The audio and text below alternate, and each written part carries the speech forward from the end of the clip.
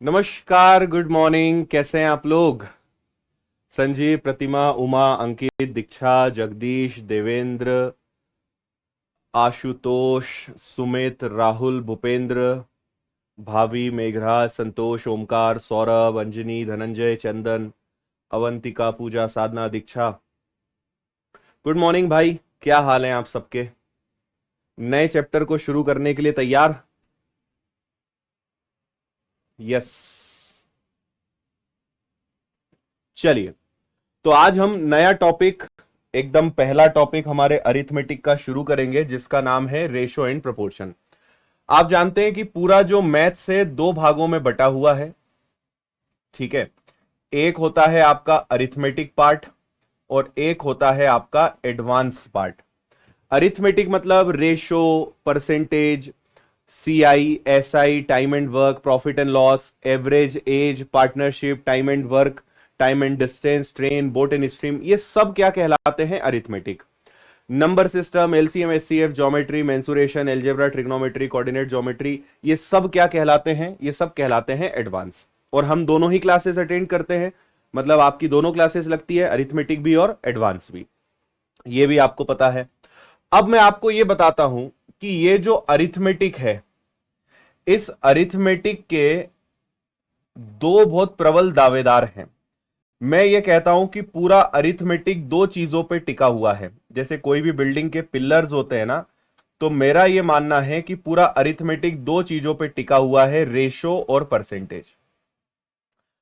अगर आपने अरिथमेटिक को बहुत अच्छा करना है, आपका टारगेट है कि अरिथमेटिक में कोई दिक्कत ही ना आए, अरिथमेटिक मतलब आप समझ रहे हैं लगभग 14-15 टॉपिक्स, तो आपको सिर्फ दो टॉपिक्स बहुत अच्छे से सीखने हैं, रेशो एंड परसेंटेज, अनुपात और प्रतिशत। इन दोनों से हम सारे चैप्टर्स करेंगे। मतलब आप सबसे पहले इन दोनों को ही मैं सिखाता हूं, और अगर आपने इन दोनों को बहुत अच्छे से सीख लिया तो आगे कोई भी चैप्टर आप पढ़ोगे, आप कहोगे सर घूम फिर के या तो हम रेशो यूज कर रहे हैं या परसेंटेज यूज कर रहे हैं, ठीक है। जैसे मैं आपको बताऊं, रेशो का आपको यूज बताता हूं कि रेशो आप कैसे कैसे यूज करोगे, तो इवन रेशो का यूज परसेंटेज में भी आएगा, और इन दोनों में भी रेशो और ज्यादा इंपॉर्टेंट है। मतलब इसको तो बहुत ज्यादा ही हम यूज करेंगे। परसेंटेज में रेशो आना है, प्रॉफिट एंड लॉस, लाभ हानि में आना है, सिंपल इंटरेस्ट में आना है, कंपाउंड इंटरेस्ट तो आप समझ लो कि रेशो से ही हल होना है, टाइम एंड वर्क, समय और कार्य, टाइम एंड डिस्टेंस, एक मिक्सचर एलिगेशन होता है, मिश्रण, है ना। फिर इसके अलावा एज चैप्टर, आयु चैप्टर आपने स्कूल में हमेशा एक्स से करा है, मैं पूरा रेशो से आपको करवाने वाला हूं, अनुपात से करवाने वाला हूं, है ना। इसके अलावा अगर आप जाएंगे तो पार्टनरशिप, साझेदारी, पूरा रेशो से आपका सॉल्व होना है ना। एवरेज में भी थोड़ा बहुत लगेगा लेकिन कम लगेगा। फिर आप समझ लीजिए, इसके अलावा बचा ही क्या है, लगभग सभी तो हमने बोल ही दिया है इसमें, है ना। एवरेज भी आप मान लो। तो इतने सारे चैप्टर्स को अगर आपको अच्छा बनाना है तो आप सिर्फ क्या करिए, जड़ पर काम करिए। लोग क्या करते हैं, सारे चैप्टर्स में परेशान होते हैं, बाकी सारे चैप्टर्स में परेशान होते हैं, वो जड़ पर काम ही नहीं करते हैं। कोई बिल्डिंग अगर बार बार दिक्कत दे रही है, कोई बिल्डिंग में लग रहा है कि ये पता नहीं कब गिर जाएगी, तो इसका एक ही मतलब है कि उसका फाउंडेशन मजबूत नहीं है, उसका आधार मजबूत नहीं है। तो आपको कहीं भी परेशान नहीं होना है। मैथ्स अच्छा करना है, मैथ्स में अरिथमेटिक अच्छा करना है, तो अरिथमेटिक में कुछ मत करिए, दो चैप्टर्स को मजबूत बनाइए, रेशो और परसेंटेज। और इन दोनों चैप्टर्स में मैं आपको टारगेट दे रहा हूं कि इसमें कम से कम आप 500 से ज्यादा प्रश्न हल करना है आपको। मैं जो कराऊंगा वो अपनी जगह है, हम 100, 150, 200 सवाल एक चैप्टर में करेंगे, क्योंकि हमारे पास एक लिमिट है।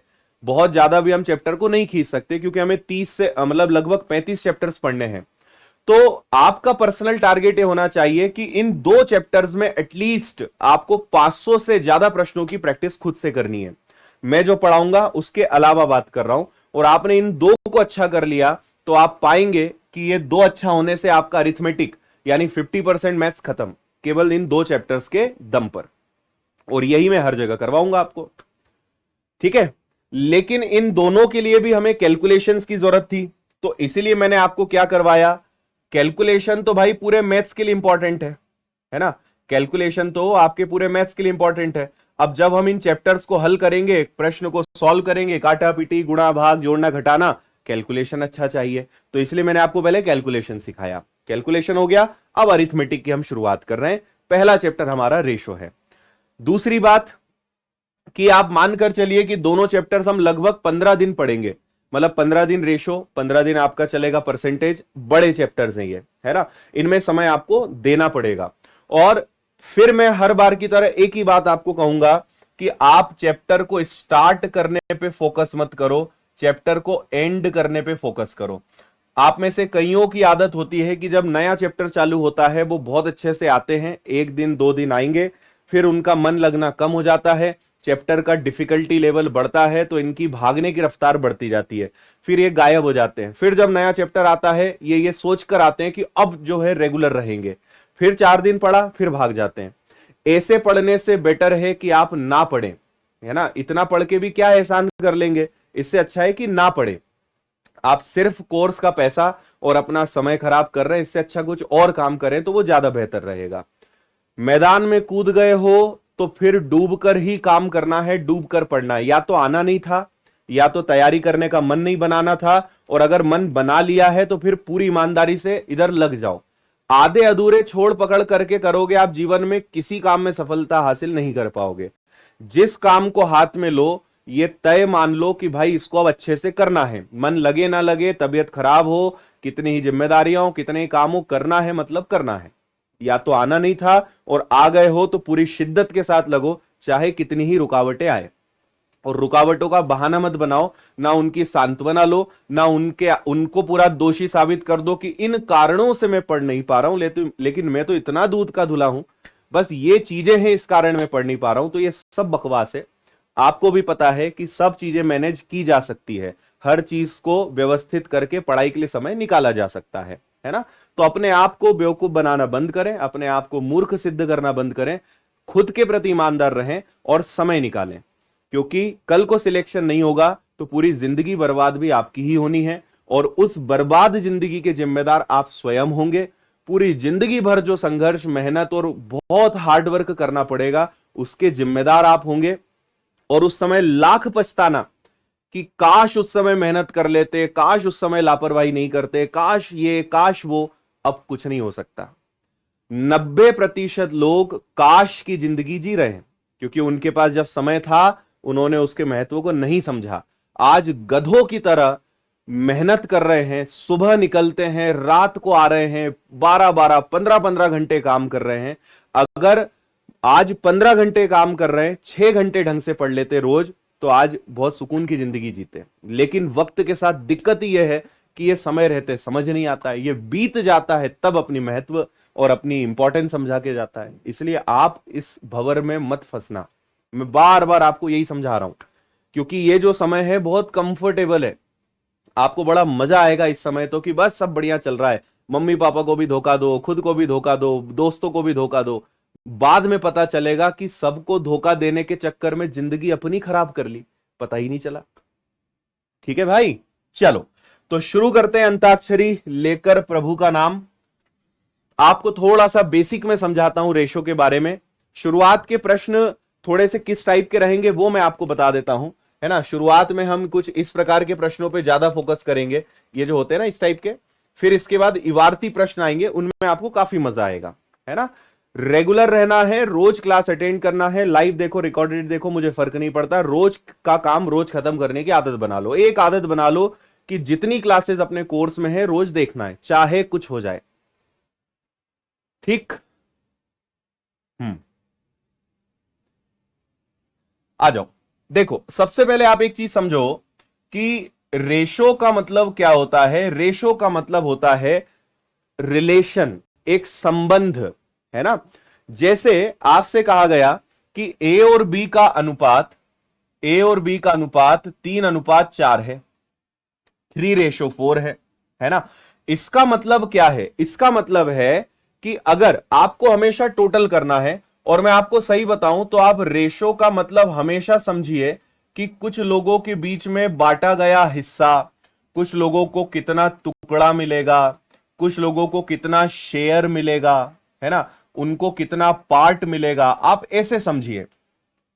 एक पिता अपनी जमीन अपने 2 बेटों में बांटना चाहता है। उस पिता के पास 28 एकड़ जमीन है और उसके 2 बेटे हैं। मेरे मुंह से गधे निकल रहे थे। 2 बेटे हैं और वो उन्हें 3 और 4 के अनुपात में बांटना चाहता है। तो बताओ किसको कितना जमीन मिलेगा, है ना। आप एक चीज समझिए कि पिता ने अपने बेटों में 3 और 4 का अनुपात बनाना तय किया। 3 और 4 का अनुपात यह है कि भाई टोटल जो भी चीज होगी, संपत्ति होगी, पैसा हो गया, रुपया हो गया, उसको हम कितने हिस्सों में बांटेंगे? 7। उसे 7 बराबर हिस्सों में बांटेंगे।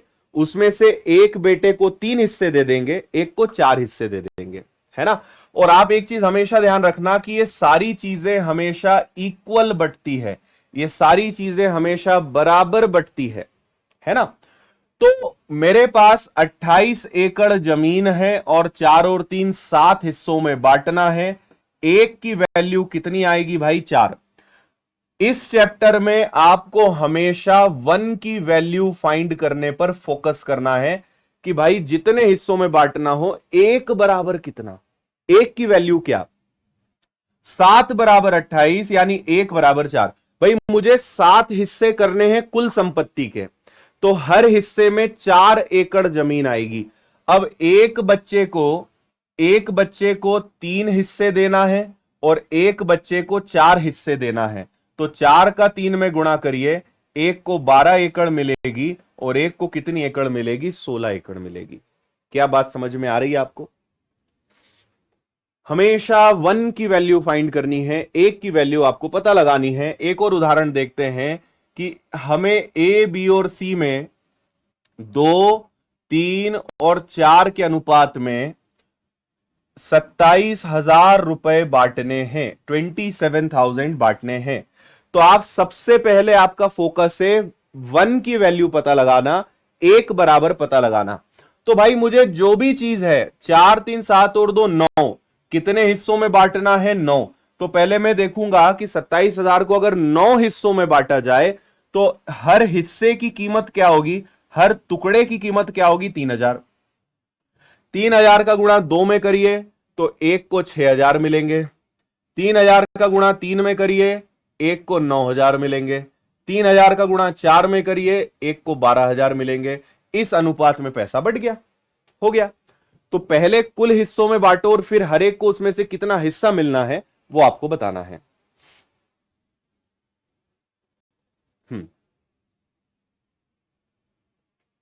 वेरी गुड, इतनी बात आपको समझ में आई। तो अनुपात मतलब हिस्सा, एक शेयर, एक टुकड़ा, इक्वल, उन सब में हमें बांटना है। और आगे अभी खूब प्रैक्टिस हम इन चीजों की करेंगे। अभी तो मैं आपको बहुत छोटे साधारण नॉर्मल एग्जांपल्स दे रहा हूं जस्ट फॉर अंडरस्टैंडिंग। और आप में से कई लोगों को तो ये इतनी बातें पता ही होगी, इसमें कुछ नया आपको मैंने बताया नहीं, है ना। चलो अब अगला ये सीखें, अगला हमें सीखना है कि इनको मर्ज कैसे करते हैं। मर्ज करना समझते हैं? अलग अलग हिस्सों को मिलाना। जैसे मैंने कहा कि भाई दो लोग हैं ए और बी, इनका रेशो है 4:3। एक रेशो है बी और सी का, जिनका रेशो है 5:2। मैं चाहता हूं कि आप इन्हें मिलाकर एक बना दें, ए बी और सी। सुनिएगा बात ध्यान से। ए और बी का रेशो है 4:3, बी और सी का रेशो है 5:2। इन्हें मर्ज करना है, एक बनाना है और ए बी सी आपको बनाना है। अब यहां पर क्या होता है, मर्ज करते समय हमें हमेशा एक मध्यस्थ चाहिए, ठीक है, एक मिडिल मैन चाहिए। और यहां पे मैं हमेशा उदाहरण देता हूं, आप में से कईयों की शादी हुई होगी, कईयों की होने वाली है ना। अक्सर आप देखेंगे लगभग केसेस में लड़के और लड़की के पक्ष में एक रिश्तेदार कॉमन होता है जो संबंध कराता है ना। वो हमारे मौसा हो सकते हैं, वो हमारे मामा हो सकते हैं, वो हमारे चाचा हो सकते हैं, वो कोई भी हो सकता है। अधिकतर केसेस में एक रिश्तेदार ऐसा जरूर होता है जो दोनों पक्षों में कॉमन होता है, जो लड़के के लिए लड़की ढूंढता है, लड़की के लिए लड़का ढूंढने का काम करता है। और ऐसी जिम्मेदारी कई लोग स्वयं से ले लेते हैं, क्योंकि माता पिता से ज्यादा अक्सर उन्हें कई बार चिंता होती है कि इस बेचारे की या इस बिचारी की शादी हो जाए, ठीक है। तो जब दो परिवारों को एक करना है तो कोई एक व्यक्ति वहां पे मध्यस्थता का रोल निभाता है, मिडिल मैन का रोल निभाता है, और आप समझ लीजिए तभी वो दोनों परिवार एक हो पाते हैं और लड़के और लड़की की शादी हो पाती है ना। तो आप समझें, अच्छा, और सारी जिम्मेदारी भी उसी की होती है। अगर लड़के लड़की दोनों सही निकल गए तो पूरा क्रेडिट उस व्यक्ति को जाता है कि कितना बढ़िया संबंध ढूंढ के लाए, क्या बढ़िया लड़की निकली, मस्त खाना बनाती है, संस्कारी है ना। लड़का अगर अच्छा निकल जाए तो भी क्रेडिट उसको जाता है, और अगर गलती से कोई एक पक्ष गड़बड़ निकल गया तो जिम्मेदार वो खुद बेचारा जीवन भर ठहराया जाता है कि तुमने गलत लोगों को लेकर आए, आज पूरी जिंदगी बर्बाद हो गई, तुम किसको उठा के ले आए, पूरा जीवन खराब कर दिया है। तो वो बेचारा हमेशा रिस्क पे चलता है, उसके हाथ में तो कुछ है नहीं, है ना, बेचारे ने तो अपना धर्म निभाया। तो आप एक बात समझें कि हम 2:2 दो से ज्यादा अनुपातों को तभी मिला सकते हैं जब कोई मध्यस्थ होगा, कोई मिडिल मैन होगा, तभी आप उन्हें मर्ज कर सकते हो, है ना। तो देखो, मर्जिंग का सिस्टम आप समझना, मैंने यहां पे लिखा ए, यहां लिखा बी, यहां लिखा सी, और आप ध्यान दे रहे हैं कि ये जो मौसा जी हैं ये दोनों में कॉमन है, ठीक है, मौसा जी दोनों में कॉमन है। तो मौसा जी को बिठाओ बीच में कि तुम भैया बीच में हो जाओ। तो ए और बी का रेशो कितना है, 4:3 है। बी और सी का रेशो कितना है, 5:2 है।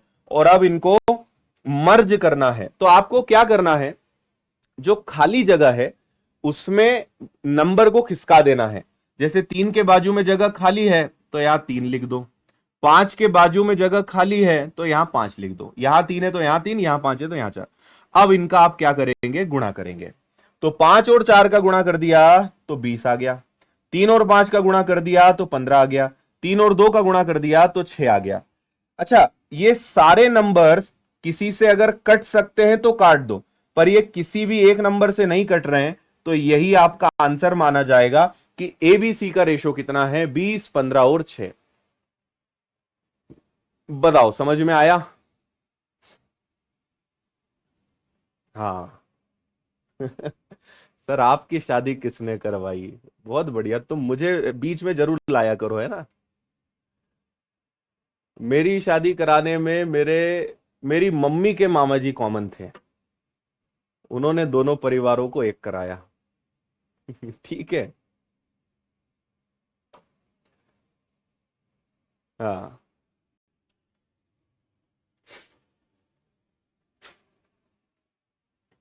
अब मैं आपको इसका एक और नजरिया बताता हूं, मतलब मेथड तो यही है, अभी इसकी और प्रैक्टिस करा रहा हूं, लेकिन आप ऐसा क्यों करते हैं उसका कारण भी समझ लेते हैं थोड़ा सा, है ना।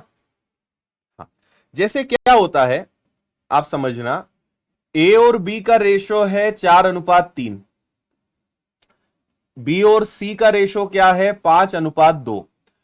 आप एक्चुअल में यहां पे क्या लॉजिक आप फॉलो कर रहे हो कि भाई जो नंबर दोनों तरफ कॉमन है वो एक ही होना चाहिए ना, एक जैसा होना चाहिए।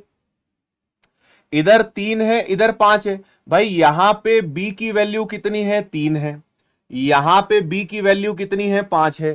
तो तो इंसान तो एक ही है, उसके दो नाम कैसे हो रहे हैं? नाम तो एक ही होना चाहिए ना। ओके ठीक है, तो हम क्या कहेंगे कि यार b यहां पे 3 है, यहां पे b 5 है, ये तो गलत बात है। जब b दोनों जगह है तो दोनों जगह नंबर सेम होने चाहिए। तो हम क्या करते हैं, हम उस b पे फोकस करते हैं कि इसको दोनों जगह सेम कर दो। इसको सही कर दोगे तो बाकी दोनों अपने आप सही निकल जाएंगे। बात वही है, अगर इसने सही संबंध ले आया तो ये दोनों अपने आप, लड़के लड़की अपने आप सही निकल जाएंगे, है ना। तो इन दोनों को मुझे सेम करना है, तो भाई 5 और 3 को बराबर करने के लिए ऐसा करते हैं कि यहां पे 5 का गुणा कर देते हैं ताकि 5 तिया 15 हो जाए। इस 5 में 3 का गुणा कर देते हैं ताकि 5 तिया 15 हो जाए। अब देखो खेल, आपको पता है कि मैंने b को बराबर करने पे फोकस किया। भाई 5 और 3 15, 5 तिया 15, इन नंबर्स का आपस में गुणा, 3 में 5 का गुणा, 5 में 3 का गुणा। तो देखो 5 का 4 में गुणा कर दिया 20, 5 का 3 में गुणा कर दिया 15, इस 3 का 5 में करोगे 15 ही आएगा, और इस 3 का गुणा 2 में करोगे 6 आएगा। आपने बी को ठोक बजा के सही करा तो ए और सी अपने आप सही हो गए। हाँ, मामा जी की बहुत तारीफ करते होंगे परिवार वाले हाँ ये बात तो सही है।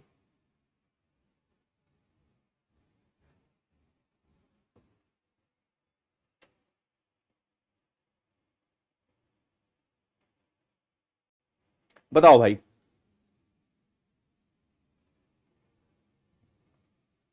हम्म,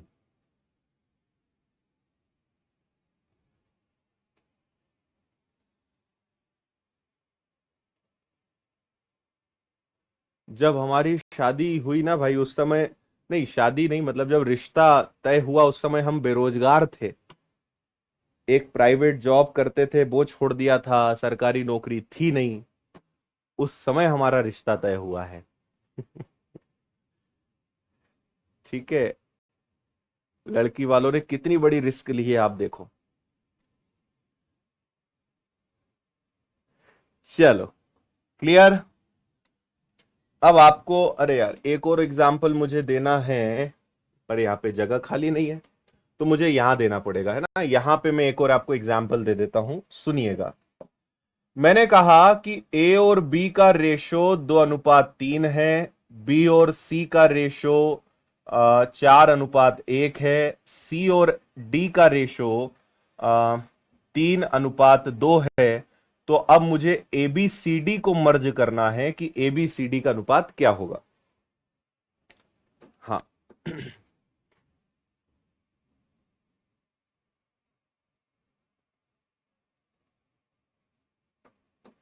ठीक है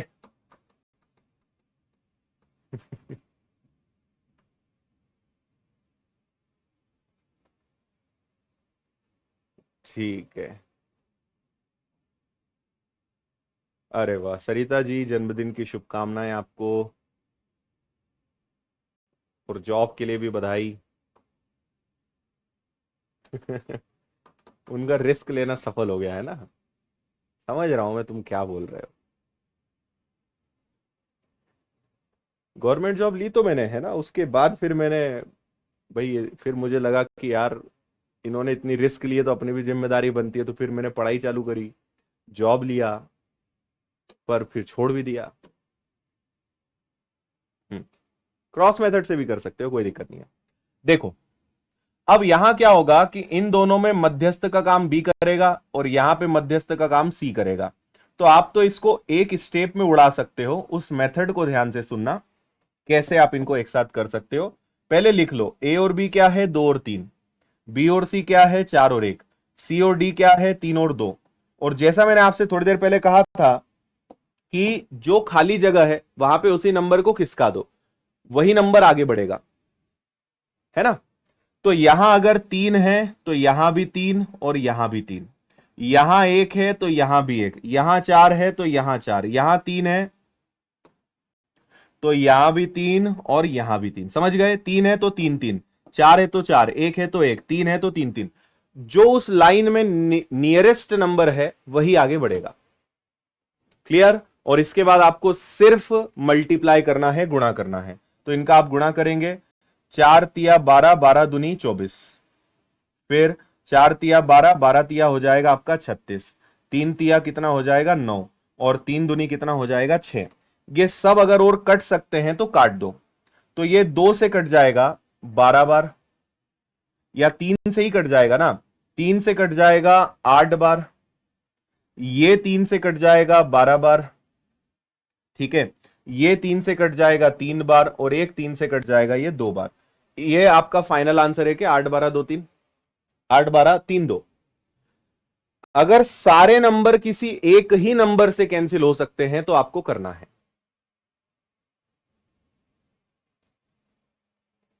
अब मैं आपको इसमें एक और बात बताता हूं। आप देखो कि 3 यहां भी है, 3 यहां भी है, 3 यहां भी है, 3 यहां भी है, तो एक बार 3 सब में कॉमन है तो आप उसको काट सकते हो। मान लो 2 यहां भी है, यहां भी है, अगर इन दोनों में भी 2 होता, यहां तो 4 है, अगर यहां 2 होता तो मैं 2 भी सब में से उड़ा देता। अगर कोई नंबर सब में कॉमन है तो वो कट सकता है, ठीक है। तो अगर मैं 3 सब में काट देता तो मेरा आंसर डायरेक्ट ही आ जाता। देखो 4 का दुगना 8, 4 इंटू 3 हो गया 12, 3 का 3, और 2 एकम 2, तो आपका फाइनल आंसर यही आ जाता। ऐसा भी कर सकते हैं, अगर कुछ कॉमन है उसको सब में से उड़ा दो।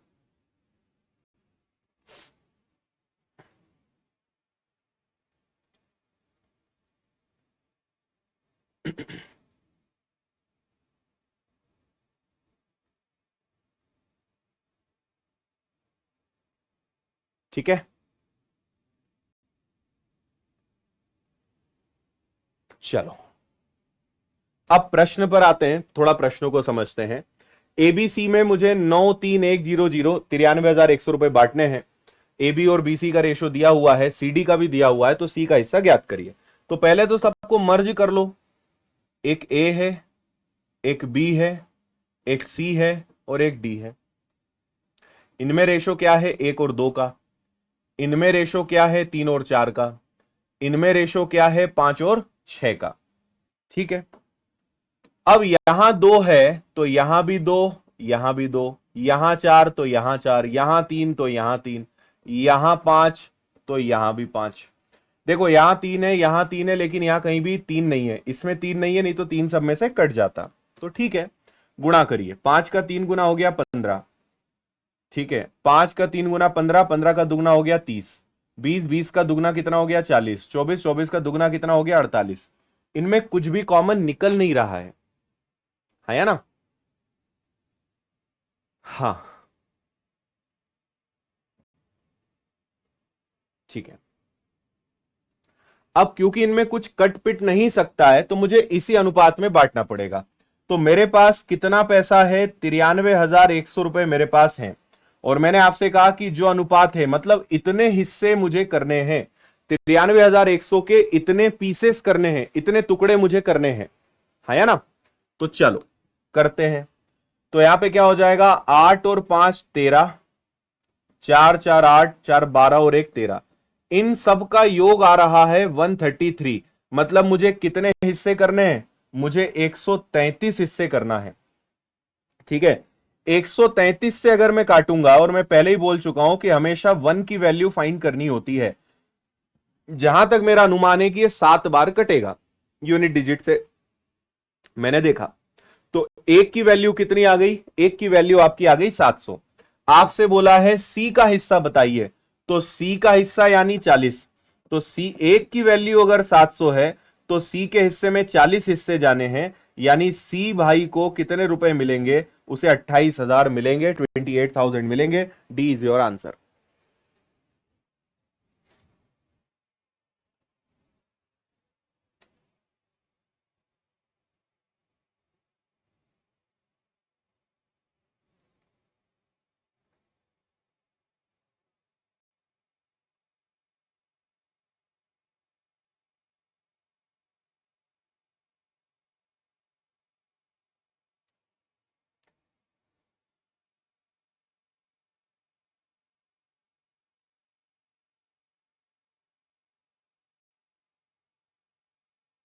हो गया,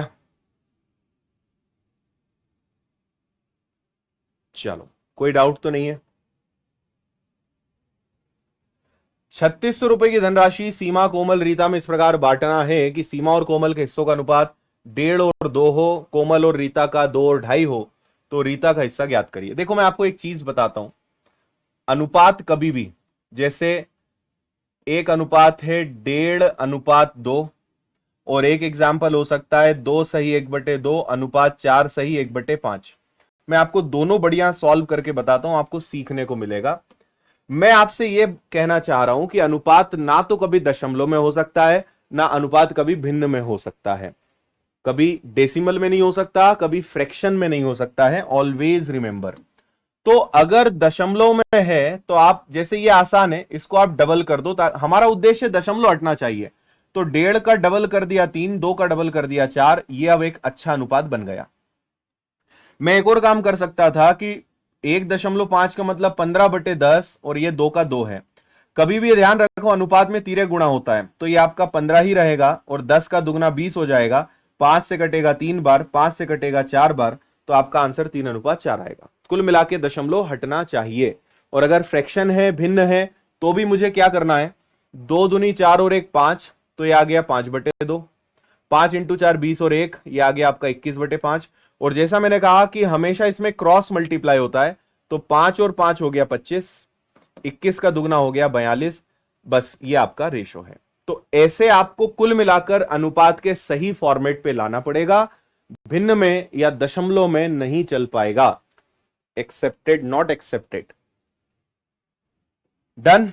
चलो, तो मैं ऐसा करूंगा कि इसको भी डबल कर दूंगा ताकि दशमलव हटे। मैं यहां पे भी इसको क्या करूंगा, डबल कर दूंगा ताकि दशमलव हटे। तो एक है सीमा, एक है कोमल, और एक है कोमल और रीता। तो सीमा और कोमल, इनको मैं ऑलरेडी डबल करके लिख रहा हूं। 1.5 का डबल बोलिए तो यह आएगा 3, और 2 का डबल 4। कोमल और रीता, तो कोमल का डबल यहां पे क्या है, 4, और रीता का डबल क्या है, 2.5 का दुगना 5। 3 4 4 और 5। और मजे की बात देखिए कि जो मध्यस्थ है वो पहले से ही दोनों जगह सेम है, तो कुछ करना ही नहीं है। 3 4 और 5, डन।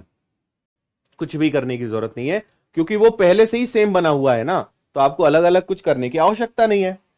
चलो, कितना पैसा है हमारे पास, 3600 है। 5 4 9 और 3 कितना, 12।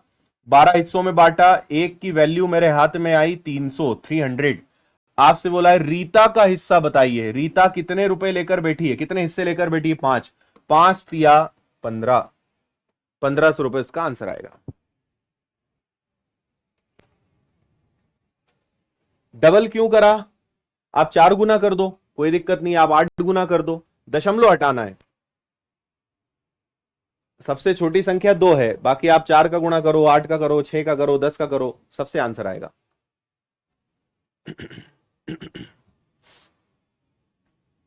हाँ, चलो आगे।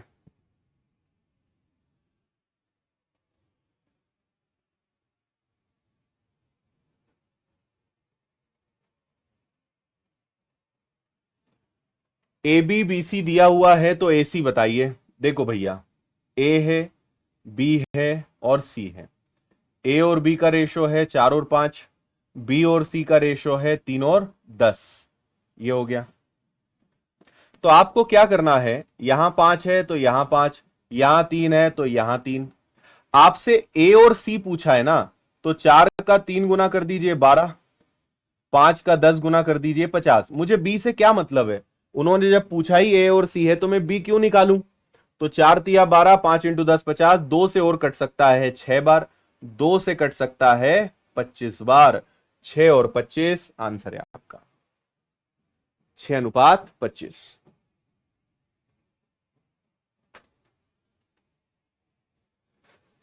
हाँ,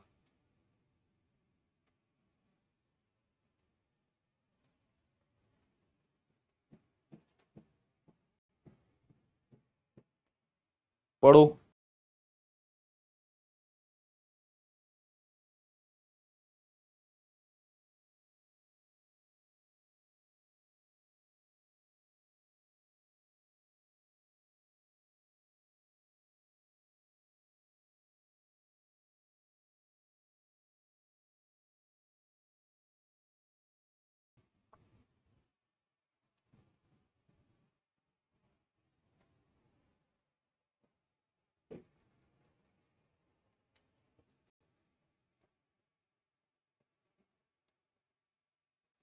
बहुत ही आसान क्वेश्चन। राजेश, राकेश, रमेश 2 4 9। राजेश ने परीक्षा में 30 प्राप्त करे, राकेश रमेश ने कितना? देखो, एक है राजेश, फिर है राकेश, और फिर है रमेश। इनका रेशो क्या है? 2 4 और 9। राजेश ने 30 अंक प्राप्त करे। देखो, ये राजेश है।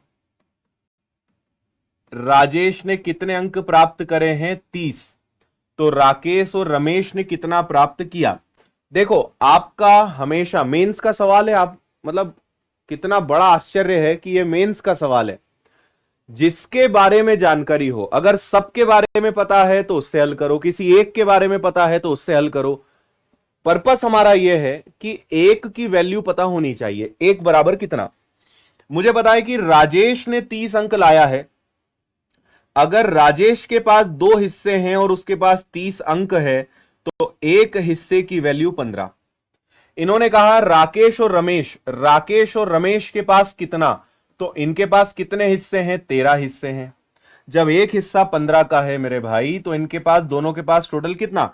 मैं चाहूं तो 15 का गुणा इसमें दोनों में अलग अलग करके भी निकाल सकता हूं और टोटल भी निकाल सकता हूं, पर क्योंकि उन्होंने अलग अलग पूछा है तो 1 बराबर 15, तो 4 बराबर 60, 1 बराबर 15, तो 9 बराबर 135। तो 40 और 135 आपका आंसर आएगा। राकेश राकेश राकेश 15 इंटू 4 में 60 क्यों लिखूं, क्यों नहीं लिख रहा हूं? 15 इंटू 4 60 है ना। 60 और 135, डी आपका आंसर है। 15 इंटू 4 40 लिख रहा हूं मैं भी, ठीक है। डी आपका आंसर है।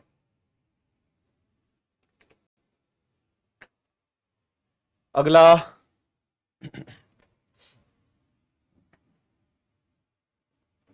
एक बहुत ज्यादा इंपॉर्टेंट कॉन्सेप्ट है जिसका नाम मैं देता हूं हमेशा cross method. Very important guys, very important.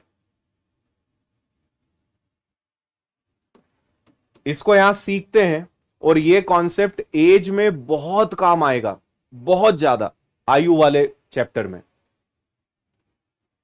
5 और 7 के अनुपात में हर एक संख्या में 6 जोड़ दिया जाए तो अनुपात 3:4 हो जाता है। संख्याएं क्या हैं? देखो, आपको एक बाबा आदम के जमाने की मेथड याद दिलाता हूं। ओल्ड तरीका क्या था? एक संख्या 5 है, एक संख्या 7 है, दोनों में अगर 6 जोड़ दिया जाए तो नया अनुपात क्या आएगा? नया अनुपात 3:4 आएगा। आपको याद है, स्कूल में हम ऐसे ही करते थे। और यह सवाल ऐसा भी है कि दो लोगों का आज का उम्र का अनुपात 5 और 7 है, आज से 6 साल बाद उनका रेशो 3 और 4 हो जाएगा। तो बताओ, एक व्यक्ति की उम्र कितनी है, राम की उम्र कितनी है?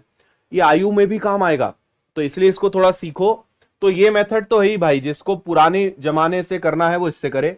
अब मैं आपको एक बहुत बढ़िया मेथड बता रहा हूं, सुनना। आज एक संख्या 5 है, एक संख्या 7 है। आज रेशो कितना है? 5 और 7 का, जो क्या बन जाएगा? जो बन जाएगा 3 और 4। क्यों? क्योंकि दोनों में आप कितना जोड़ रहे हो? दोनों में आप 6 जोड़ रहे हो, ठीक है। ये 3 और 4 बन जाएगा क्योंकि आपने दोनों में कितना कितना जोड़ा? दोनों में 6 जोड़ा। तो क्रॉस मेथड ध्यान से समझना कि मैं यहां पे कैसे क्रॉस मेथड का यूज करूंगा। हाँ, तो देखो, इसको यहां ले जाओ, इसको यहां ले जाओ, तो और हमेशा क्रॉस में गुणा करके अंतर लेना है, डिफरेंस लेना है। तो 5 और 4 का गुणा कर दिया तो 20 आ गया, 7 और 3 का गुणा कर दिया तो 21 आ गया। दोनों में बोलो अंतर कितने का? 1 का। इसी प्रकार 6 का गुणा 3 में, 6 का गुणा 4 में, तो 6 का 4 में गुणा कर दिया तो 24, 6 का 3 में गुणा कर दिया तो 18। दोनों में अंतर कितने का है? 6 का। 1 की वैल्यू 6। अगर आप यहां पे तिर्यक गुणा करके हल करते ना तो आखिरी में x की वैल्यू 6 आती। भाई x से करोगे तो x का मान आएगा, नॉर्मल अनुपात से करोगे तो 1 बराबर आएगा कि 1 बराबर कितना है ना।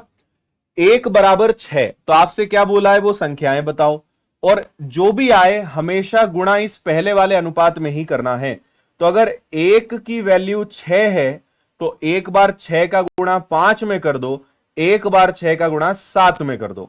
तो 6 और 5 30, 6 और 7 42, ये रही वो दोनों संख्याएं 30 और 42। क्रॉस में गुणा करके अंतर लेना है, डिफरेंस लेना है। 7 और 3 21, 5 और 4 20, अंतर आया 1 का। 6 4 24, 6 3 18, अंतर आया 6 का। 1 बराबर 6, तो 6 इंटू 5, 6 इंटू 7, आंसर आ गया आपका 30 और 42।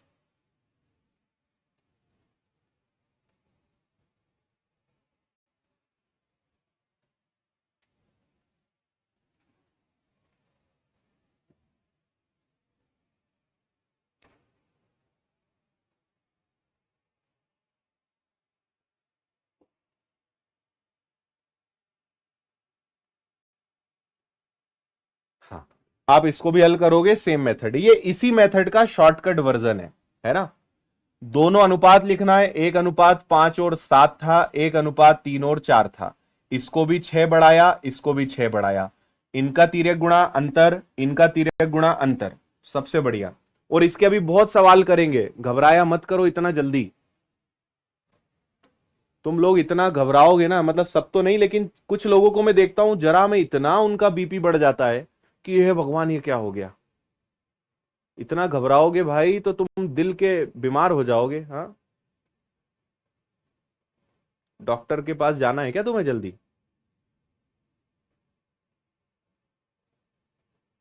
हाँ।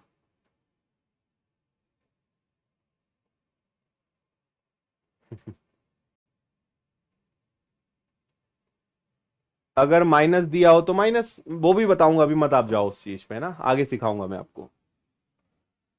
रोहन ने अंग्रेजी में विज्ञान से दुगने अंक प्राप्त किए। अंग्रेजी विज्ञान गणित में कुल अंक 126 है। अंग्रेजी गणित में अंकों का अनुपात 2:3 है। अंग्रेजी में उसके अंक कितने हैं? देखो, अंग्रेजी में विज्ञान से दुगने अंक प्राप्त करें।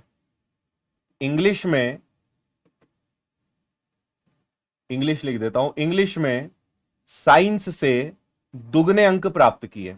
यही तो होगा मतलब कि अगर साइंस में 1 है तो इंग्लिश में डबल। इंग्लिश में साइंस से दुगने अंक प्राप्त किए। अंग्रेजी विज्ञान गणित में कुल अंक 126 है। अंग्रेजी और गणित, इंग्लिश और मैथ्स का रेशो कितना है? 2:3 है। बताओ, समझ में आया? अंग्रेजी गणित का रेशो 2:3 है, अंग्रेजी में विज्ञान से दुगने। तो दोनों में मौसाजी फूफाजी कौन है? इंग्लिश है। दोनों में कॉमन ये है। तो देखो, एक तरफ मैथ्स लिख दो, एक तरफ इंग्लिश लिख दो, एक तरफ साइंस लिख दो। ये कॉमन है तो इसको मैंने बीच में बिठाया। मैथ्स अगर 3 है तो इंग्लिश 2 है। इंग्लिश अगर 2 है तो साइंस क्या है? 1 है। ऐसे करते। पर आप देखो कि इंग्लिश की वैल्यू दोनों जगह ऑलरेडी सेम है, तो मुझे इस प्रकार यहां पे कुछ शादी ब्याह कराने की जरूरत नहीं है, डायरेक्ट उनको मिला दो। तो देखो, एक मैथ्स है, एक इंग्लिश है और एक साइंस है। मैथ्स अगर 3 है तो इंग्लिश 2 है, इंग्लिश 2 है तो साइंस 1 है। बात खत्म। सभी विषयों में कुल मार्क्स कितने? 126। 3 2 5 और 1 6 दूनी 12, 6 कम 6, 1 की वैल्यू 21। बोलो अंग्रेजी में कितने नंबर? अंग्रेजी यानी 21 दूनी 42, 42।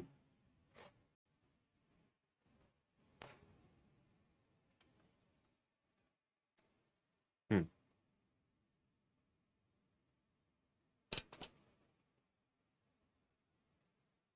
आया भाई?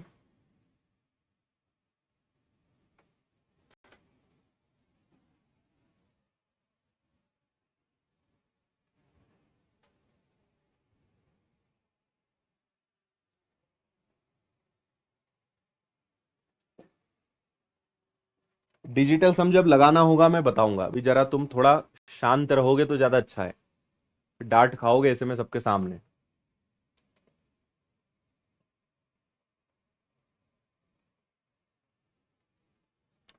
3 धनात्मक संख्याएं, उनके वर्गों का योग। देखो, कभी वैसे वर्ग का योग, घन का योग कभी भी आए ना, तो आप क्या करना, रेशो में x लगा लिया करना। 4x 5x 7x, जब भी ऐसी स्थिति बने, क्योंकि वर्गों का योग है, तो आप डायरेक्ट ऐसे नहीं लिख देना कि 4 का वर्ग। वर्गों का योग 4x का स्क्वायर, 5x का स्क्वायर, 7x का स्क्वायर इज इक्वल टू 15210, क्योंकि उनके वर्गों का योग है।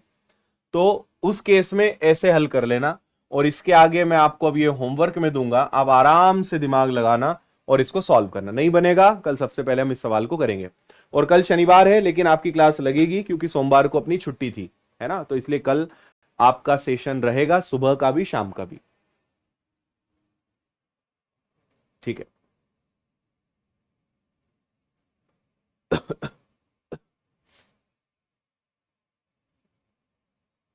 क्लियर?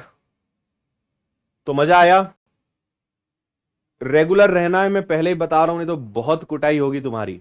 हाँ, रोज क्लास अटेंड करनी है, भागोगे तो समझ लेना, फिर तुम्हारी जिम्मेदारी हम नहीं लेंगे फिर। ठीक है, चलो कल मिलते हैं वापस अपने समय पर, शाम को ज्योमेट्री के सेशन में मिलते हैं। आज का सेशन यही समाप्त करते हैं। बहुत बहुत धन्यवाद। जय हिंद, खुश रहिए, मस्त रहिए, मुस्कुराते रहिए। Take care.